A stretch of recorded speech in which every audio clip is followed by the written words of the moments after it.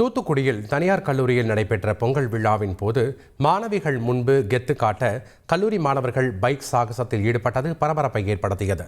கல்லூரிக்கு வெளியே வந்த மாணவர்கள் தங்கள் பைக்குகளில் பொருத்தியிருந்த அதிக ஒலி மற்றும் புகையை ஏற்படுத்தும் சைலன்சர்கள் மூலம் ஒலி எழுப்பினர். இதனால் அந்த பகுதியில் புகை மூட்டம் ஏற்பட்டதுடன் போக்குவரத்தும் பாதிக்கப்பட்டு வாகன ஓட்டிகள் கடும் அவதியடைந்தனர். இந்நிலையில் பைக் சாகசத்தில் ஈடுபட்ட கல்லூரி மாணவர்களின் 14 பைக்குகளை பறிமுதல் செய்த போக்குவரத்து போலீசார் 1,41,000 ரூபாய் அபராதம் விதித்தனர்.